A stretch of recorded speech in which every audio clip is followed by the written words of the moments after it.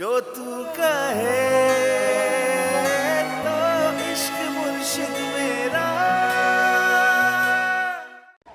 हाँ, लड़की अच्छी है लेकिन कॉन्फिडेंस नहीं है यार। क्या बात है, सही बात है। वैसे बात करने से बात बनती है, बात सही है। ये लोग समझते क्या है अपने आप को? हाँ, हो गया है खराब और आप लोगों ने खराब की है, लेकिन अब हम आप लोगों को बर्दाश्त नहीं करेंगे। यहाँ से ना निकले तो मैं आपको धक्के मार के बाहर निकाल दूंगी। मैं आप लोगों को आखिरी दफा कह रही हूँ, गेट आउट। तुम जो करना चाहते हो तुम कर सकती हो। इनफैक्ट अगर तुम्हें स्पेशलाइजेशन करने के लिए दुनिया में किसी भी जगह जाना है तो मैं तुम्हारे साथ चलूंगा। तुम एक रात नहीं सो पाए, मैं तो चंद सालों से नहीं सो पाई। क्या मतलब? तुम एक माह की छुट्टी पे आए हो? फिर तुम्हें एक माह के बाद चले ही जाना था तो वापस आने का तकल्लुफ क्यों किया? तुम सिर्फ अपने गिल्ट की वजह से आए हो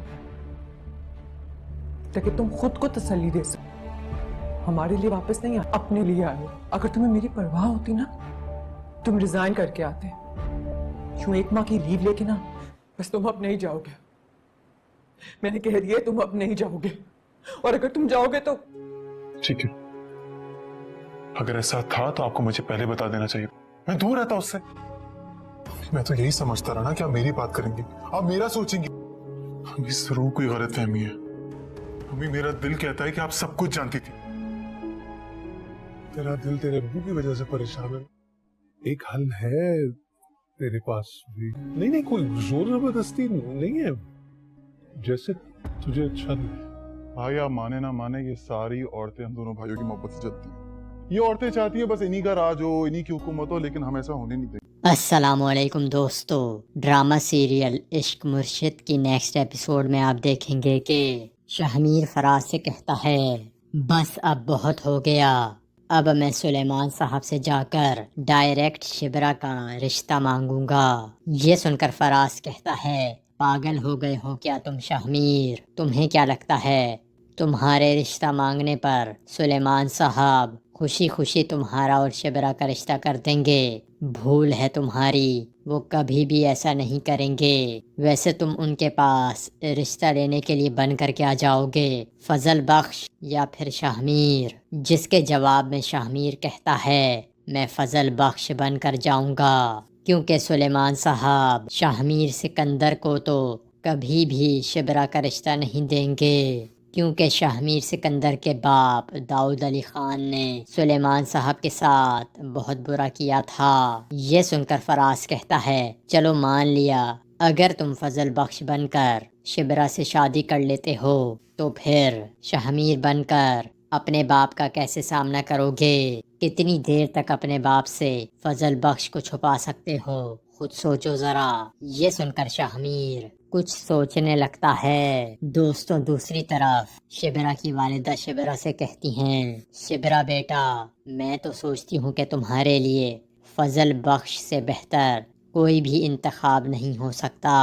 मैं सुलेमान साहब से कहती हूँ कि वो आज ही फजल बख्श से इस बारे में बात करें। ये सुनकर शिबरा कहती है, क्या हो गया है अम्मी आपको? ये आप कैसी बातें कर रही हैं? क्या आप मेरी शादी फजल बख्श के साथ करवाना चाहती हैं? अगर ऐसा है तो फिर आप ये बात गौर से सुन लें कि ऐसा कभी भी नहीं हो सकता। मैं फजल बख्श के साथ शादी नहीं कर सकती। ये सुनकर शिबरा की वालिदा कहती हैं, शिबरा तुम फजल बख्श को इतना छोटा और हकीर क्यों समझती हो? वो इस घर का फर्द है और ये मत भूलो कि मैंने उसे अपना बेटा बनाया है।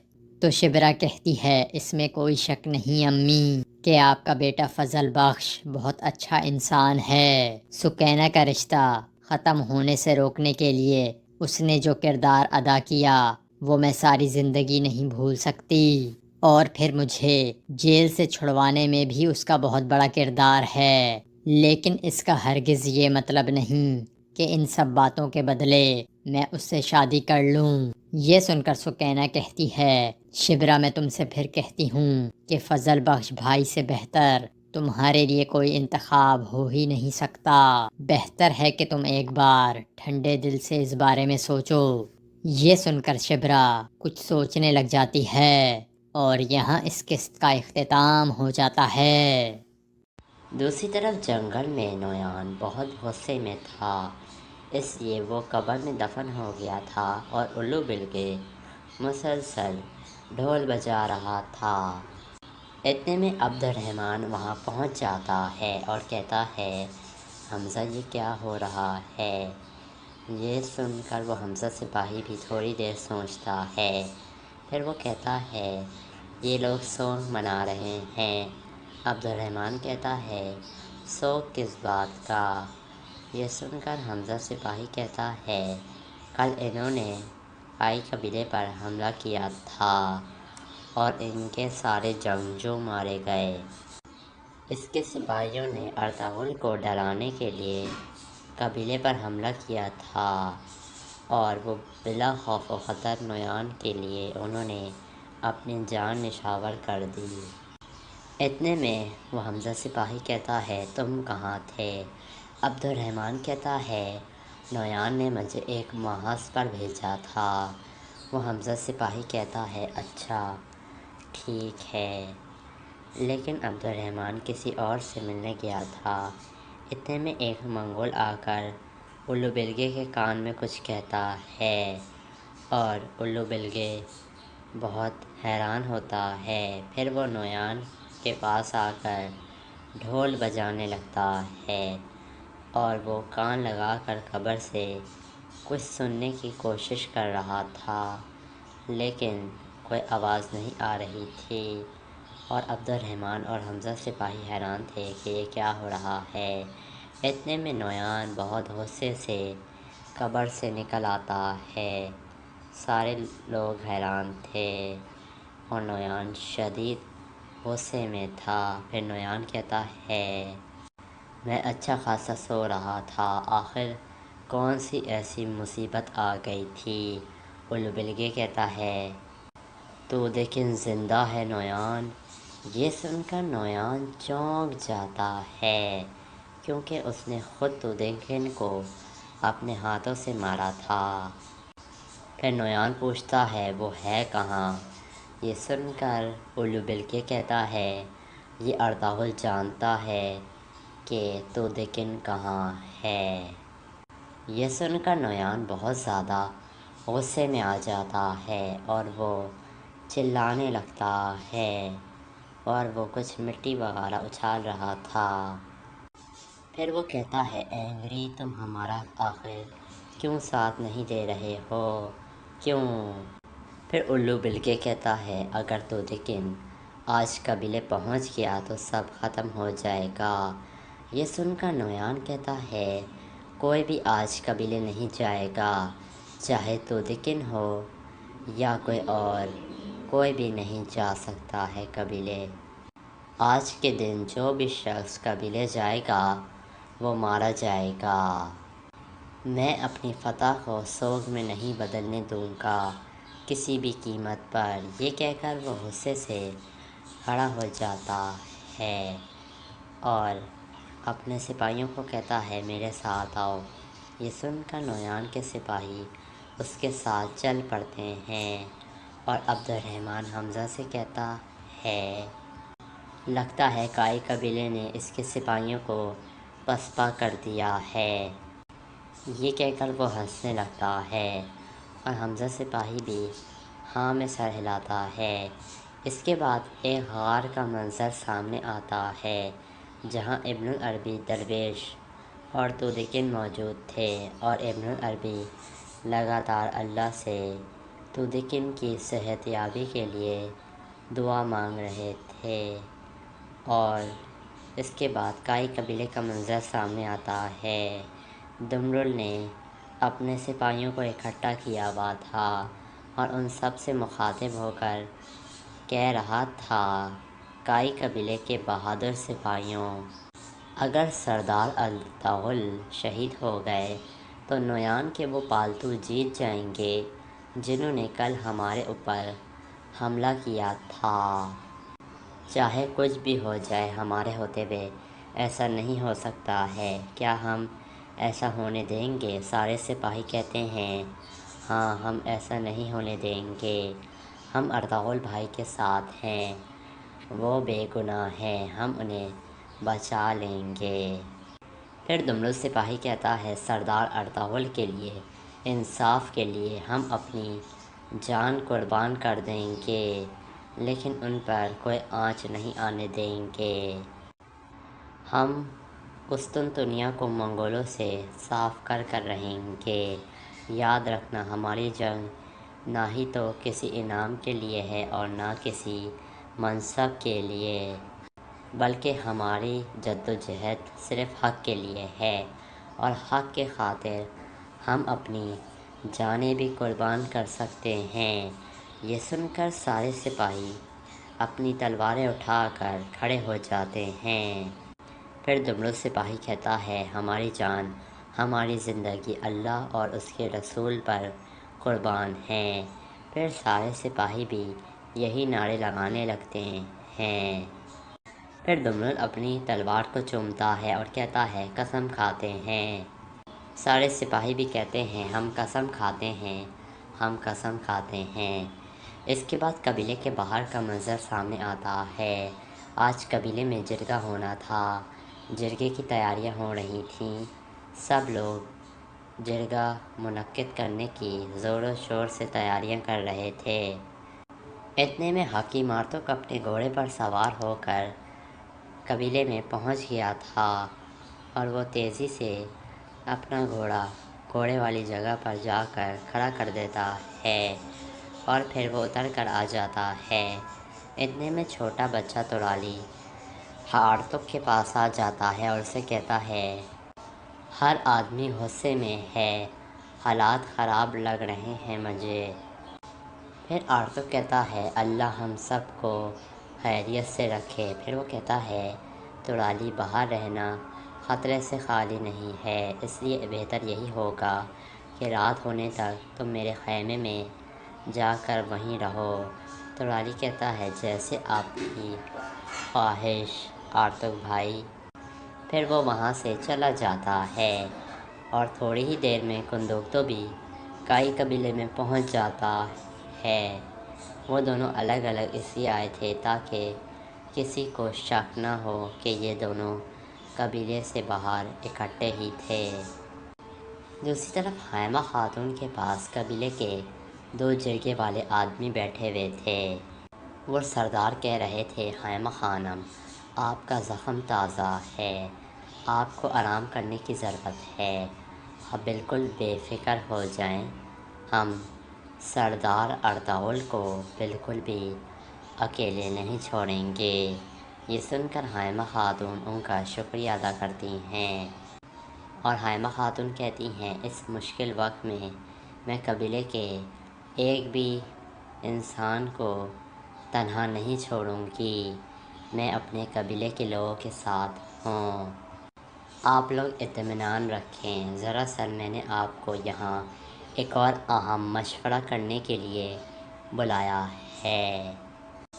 پھر حائمہ خاتون کہتی ہیں یہ سنگین الزام جو ارطغرل پر لگا ہے، آپ میں سے کون اس کو سچ مانتا ہے؟ بتائیے مجھے، جواب دیجیے، آپ لوگوں کی اس بارے میں کیا رائے ہے؟ جواب دیجیے۔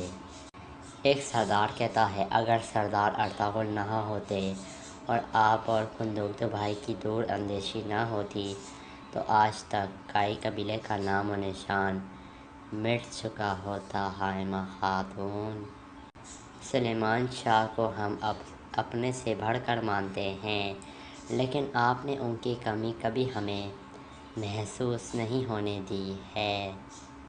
اللہ آپ کو اور آپ کے بچوں کو سلامت رکھے، ہم آپ کے لیے دعا گو ہیں۔ حائمہ خاتون کہتی ہیں بہت شکریہ آپ لوگوں کا۔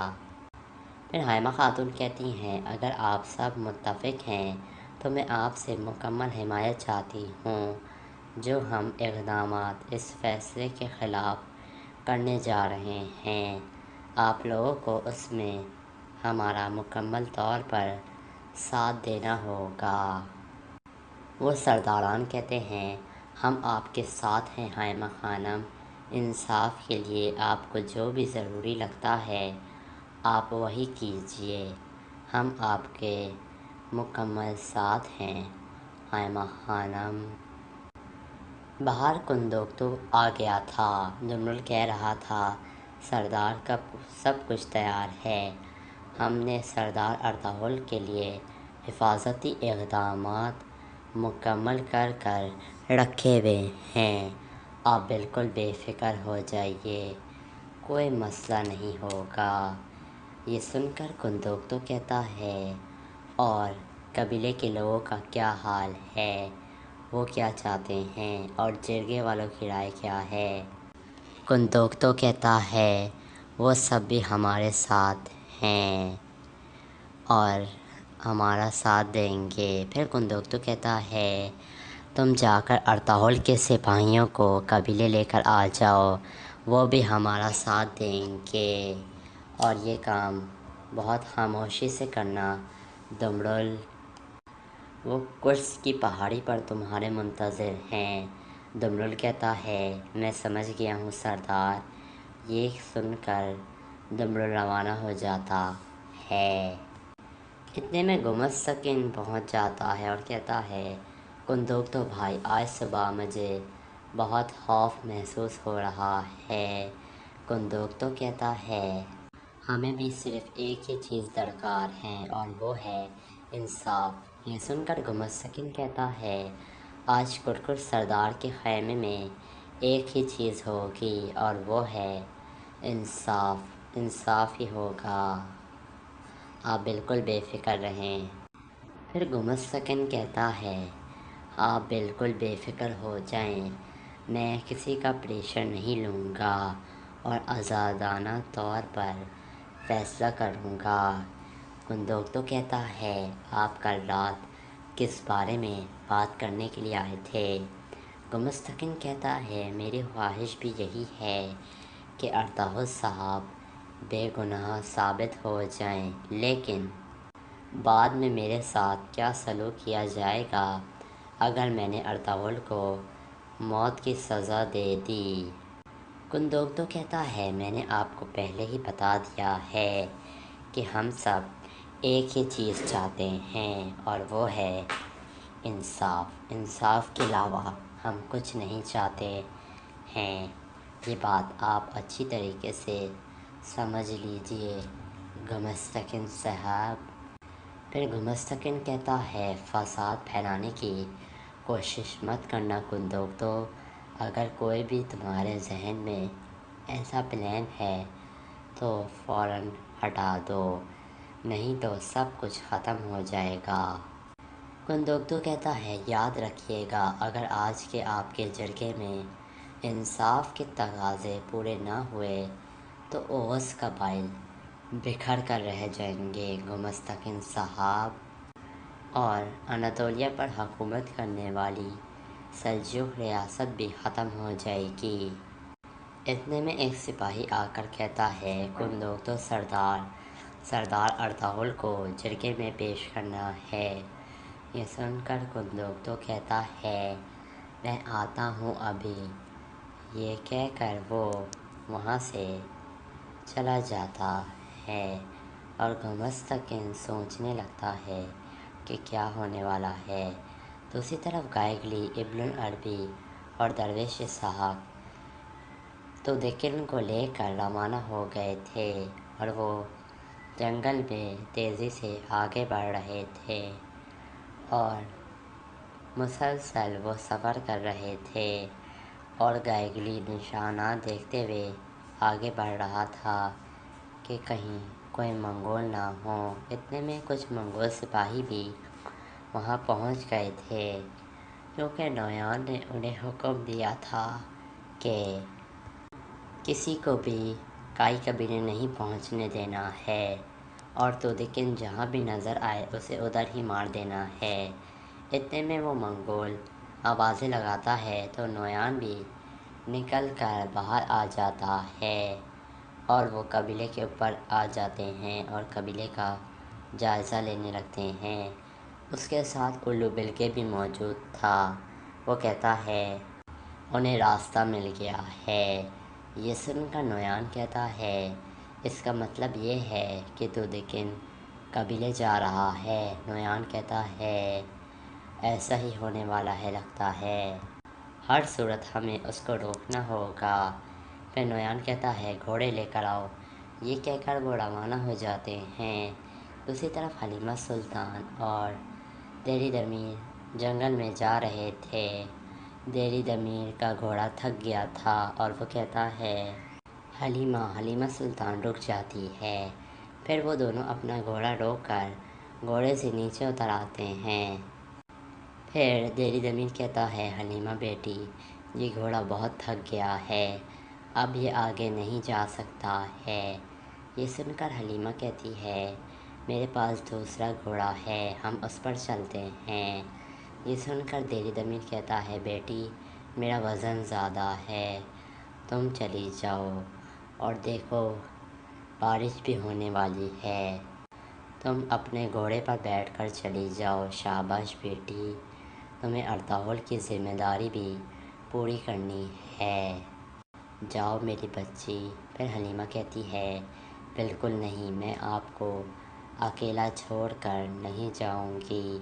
دیری دمیر آپ کو میری بات ماننی پڑے گی۔ دیری دمیر کہتا ہے حلیمہ بیٹی میں تھوڑی دیر آرام کروں گا، تم چلی جاؤ تاکہ ارطغرل کی ذمہ داری مکمل ہو سکے، تمہیں اپنی نہیں بلکہ اپنی جان کی بھی حفاظت کرنی ہے، اپنے بچے کی۔ حلیمہ کہتی ہے میں آپ کو اس طرح اکیلے نہیں چھوڑ سکتی ہوں۔ حلیمہ کو دیری دمیر غصے سے کہتا ہے چلی جاؤ حلیمہ، ذمہ داری پوری کرنی ہے، جاؤ جلدی۔ اتنے میں تانگوت اپنے 2 آدمیوں کے ساتھ گھوڑے پر سوار ہو کر وہاں پہنچ گیا تھا، اور وہ ایک تیر سے نشانہ لینے لگتا ہے اور وہ تیر چلا دیتا ہے جو سیدھا دیری دمیر کے ٹانگ پر لگتا ہے اور دیری دمیر زخمی ہو جاتا ہے۔ پھر تانگوت گھوڑے سے نیچے اتر آتا ہے اور دیری دمیر کی گردن پر خنجر رکھ دیتا ہے۔ حلیمہ سلطان کہتی ہے رک جاؤ، میں دستاویزات دیتی ہوں۔ دیری دمیر کہتا ہے حلیمہ دستاویزات نہیں دینا، چلی جاؤ تم۔ پھر حلیمہ اسے دستاویزات دے دیتی ہے اور تانگوت دستاویزات چیک کرنے لگتا ہے۔ پھر وہ کہتا ہے مار دو اس بوڑھے کو۔ حلیمہ کہہ رہی تھی نہیں نہیں ایسا نہیں کرنا۔ پھر تانگوت کہتا ہے اور حلیمہ سلطان کو نویان کی قید میں لے کر چلو، ہم اسے قید کریں گے۔ اس کے بعد کائی قبیلے کا منظر سامنے آتا ہے جہاں کندوگتو ارطغرل کو لینے کے لیے جا رہا تھا، اور وہ تھوڑی دیر بعد مرکزی جیل والے خیمے میں پہنچ جاتا ہے جہاں ارطغرل موجود تھا۔ پھر کندوگتو کہتا ہے ایک سپاہی سے کہ جیل والا دروازہ کھول دو۔ وہ سپاہی دروازہ کھول دیتا ہے اور کندوگتو اندر داخل ہو جاتا ہے۔ پھر ارطغرل کہتا ہے کیا کوئی اچھی خبر ہے بھائی؟ کندوگتو کہتا ہے ارطغرل اس کی حالت ٹھیک نہیں ہے۔ یہ سن کر ارطغرل بھی تھوڑا دکھی ہو جاتا ہے اور کہتا ہے ہم نے اپنی پوری کوشش کر لی ہے بھائی، اب جو اللہ کی مرضی جو بھی ہوگا ہم اس میں راضی ہوں گے۔ پھر کندوگتو ارطغرل کو لے کر باہر آ جاتا ہے۔ اتنے میں ایک سپاہی ارطغرل کے ہاتھ باندھنے لگتا ہے تو کندوگتو کہتا ہے نہیں، ان کے ہاتھ نہیں باندھے جائیں گے۔ پھر ارطغرل کو بہت سیکیورٹی میں آگے لے جایا جاتا ہے۔ دوسری طرف تانگوت دیری دمیر کو مارنے ہی والا تھا کہ اتنے میں ایک تیر آتا ہے جو اس کے آدمی کو لگتا ہے۔ وہ حیران پریشان ہو جاتا ہے۔ اتنے میں دوسرا آدمی اسے مارنے کے لیے آگے بڑھتا ہے تو تانگوت ایک اور تیر چلا دیتا ہے جو تیر نویان کے سپاہی تانگوت کو لگتا ہے، اور وہ کہتا ہے تم کون ہو، یہ کہاں سے آ گیا ہے؟ اتنے میں تانگوت घोड़े पर सवार होकर भाग जाता है और वो घोड़ सवार आदमी निकल कर सामने आता है जो दरअसल सुगर तकिन था। हलीमा देरी दमीर को कहती है, आप ठीक हैं? देरी दमीर कहता है, मैं ठीक हूँ। इतने में सुगर तकिन उनके सामने आ जाता है और देरी दमीर कहता है, तुम कौन हो बहादुर, जिसने हमारी जान बचाई है? ये सुनकर सुगर तकिन अपनी तलवार निकाल लेता है और उछाल कर देरी दमीर की तरफ फेंक देता है।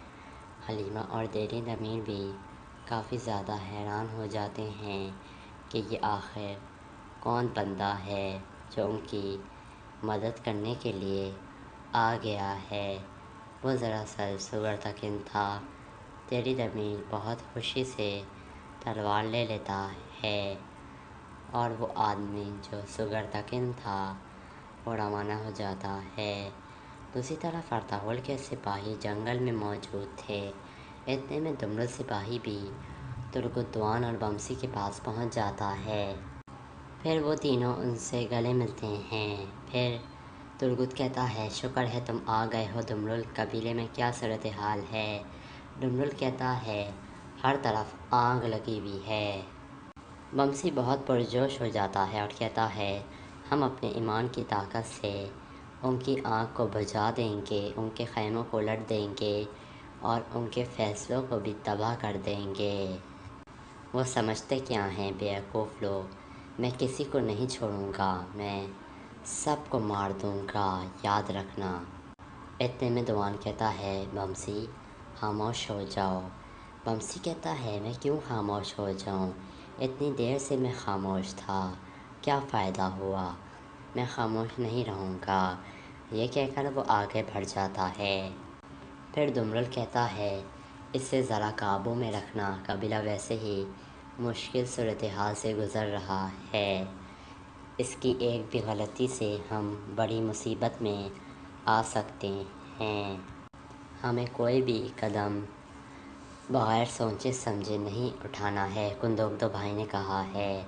तुर्गुत कहता है, तो फिर ठीक है, अर्ताहुल भाई हमारे इंतज़ार में होंगे। दूसरी तरफ गायकली, इब्नुल अरबी और उनके साथी रवाना हो गए थे तुदिकिन को लेकर और वो तेज़ी से कबीले की तरफ जा रहे थे। इतने में गायकली रुक जाता है और ज़मीन पर कान लगाकर कुछ सुनने की कोशिश करने लगता है। फिर गायकली कहता है, उन्हें हमारा सुराग मिल गया है, वो हमारे ताक़ुब में हैं। ये सुनकर इब्नुल अरबी भी हरकत में आ जाते हैं और वो तीनों भागने लगते हैं और तुदिकिन को लेकर वो भाग रहे थे। इतने में गायकली एक तरफ जाता है और निशानात छुपा देता है और ऐसा ज़ाहिर करता है कि निशानात दूसरी तरफ जा रहे हैं। ऐसा करने के बाद गायकली एक तरफ रवाना हो जाता है और इतने में मंगोल सिपाही नोयान भी वहाँ पहुँच जाता है और वो हैरान हो जाते हैं कि यहाँ के बाद निशानात कहाँ चले गए हैं। फिर नोयान कहता है, यहाँ से निशानात मिटाए गए हैं, लगता है उन्हें पता चल गया है कि उनका ताक़ुब हो रहा है, पीछे आओ मेरे। ये कहकर नोयान अपने सिपाहियों को ले जाता है और वो तेज़ी से आगे बढ़ जाते हैं और वो तुदिकिन को तलाश करना चाह रहे थे। और थोड़ी देर बाद गायकली तुदिकिन को लेकर इब्नुल अरबी के साथ एक खुफिया गार में पहुंच जाता है। दूसरी तरफ कबीले में आयतुलन गुमस्तकिन के पास आकर उसे कह रही थी, अदालत तैयार है भाई, मुअज़्ज़ज़ीन एक एक कर आ रहे हैं। गुमस्तकिन कहता है, अंदर आखिर क्या बातें हो रही हैं? आयतुलन कहती है, उन्हें खून के बदले खून चाहिए। हम अर्ताहुल की मौत चाहते थे और अब उसकी ज़िंदगी का फ़ैसला हमारे हाथ में है, लेकिन ना जाने क्या वजह है जिसकी वजह से हमारे ही हाथ कांप रहे हैं। फिर गुमस्तकिन कहता है, एक और बात भी है। आयतुलन काला बेग को अर्ताहुल ने नोयान के पास देखा था। आयतुलन कहती है, काला बेग क्या कहता है इस बारे में? ये सुनकर गुमस्तकिन कहता है, वो रियासत का मामला बताकर खामोश हो गया। डर है कि हम गुमराही के रास्ते पर ना चल पड़ें आयतुलन, यही बात हमें परेशान कर रही है मुझे मुसलसल। आयतुलन कहती है, और अर्ताहुल? ये सुनकर गुमस्तकिन कहता है, कुंदोक तो पुर उम्मीद है, वो कभी भी अपने भाई को इनके हवाले नहीं करेगा। यानी दोनों कबीले के सिपाही एक दूसरे के ख़िलाफ़ होंगे। तसादुम का अंदेशा हमें मौजूद है, हमें हिफाजती इक़दाम करने पड़ेंगे। आयतुलन कहती है, तो फिर आप क्या फ़ैसला करेंगे? ये सुनकर गुमस्तकिन कहता है, देखते हैं। दूसरी तरफ हाइमा खातून भी रवाना होने के लिए तैयार थीं और सलजान और गोबचे भी उनके साथ थीं। फिर हाइमा खातून कहती हैं, गोबचे, मुझे सलजान से एक ज़रूरी बात करनी है। ये सुनकर गोबचे बाहर निकल जाती है। फिर हाइमा खातून सलजान से कहती हैं, दुमरुल अर्ताहुल के सिपाहियों को कबीले लाने के लिए रवाना हो गया है। सलजान कहती है, शुक्र है वालदा। हाइमा खातून कहती हैं, मैं और कुंदोक तो अदालत की कार्रवाई में होंगे। तुम अगर कोई भी ख़तरा महसूस करना या मुझे और कुंदोक को कुछ हो जाए। ये सुनकर सलजान कहती है, आप ऐसा क्यों कह रही हैं? आपको क्या हो सकता है? ये सुनकर हाइमा खातून कहती हैं, देखो बेटी, जिस माँ से उसकी औलाद छीन रही होती है तो वो मौत तक हार नहीं मानती है। उसे बचाने के लिए वो अपनी आखिरी सांस तक कोशिश करती है।